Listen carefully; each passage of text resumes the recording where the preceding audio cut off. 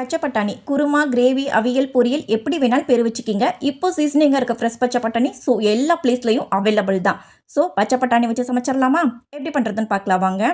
ஒரு பேனில் ஆயில் போட்டுக்கலாம். ஜிஞ்சர் கார்லிக் பேஸ்ட்டு சேர்த்து வதக்கி விட்டுடலாம்.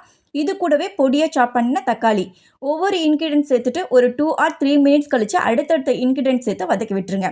ஃப்ரெஷ்ஷாக உள்ள மல்லி புதினா ஒரு கைப்பிடி சேர்த்துருங்க. இது கூடவே salt, red chilli powder, turmeric powder சேர்த்துட்டு எண்ணெய் நல்லா பிரிஞ்சு வர வரைக்கும் மசாலாவை வேக விட்டுருங்க. சிக்கன் ஆர் மட்டன் சாப்பரில் நல்லா பொடியாக கட் பண்ணி சேர்த்துருங்க. பொடியாக சாப் பண்ண கேப்சிகம், கேரட், உருளைக்கிழங்கு வந்து ஸ்கின்னை பீல் பண்ணிவிட்டு கட் பண்ணி சேர்த்துடலாம். இது எல்லாத்தையும் நல்லா மிக்ஸ் பண்ணி விட்டுருங்க. நல்லா ஃப்ரெஷ்ஷாக உள்ள பச்சை பட்டாணியை அப்படியே சேர்த்துடலாம்.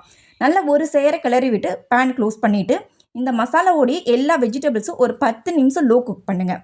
திரும்பவும் பேன் ஓப்பன் பண்ணிவிட்டு தண்ணி சேர்த்துடலாம். எல்லா வெஜிடபிள்ஸும் நல்லா குக் ஆன பிறகு வாட்டரை வந்து 90% அப்சர்வ் ஆன பிறகு ஸ்டவ் ஆஃப் பண்ணிடலாம். இது சப்பாத்தியோடு வச்சு சாப்பிட்டா அவ்வளோ சூப்பராக இருக்கும். ரெசிபியை மறக்காமல் சேவ் பண்ணிவிட்டு நாளைக்கு சமைச்சு சாப்பிட்ருங்க. தேங்க்யூ ஃபார் வாட்சிங்.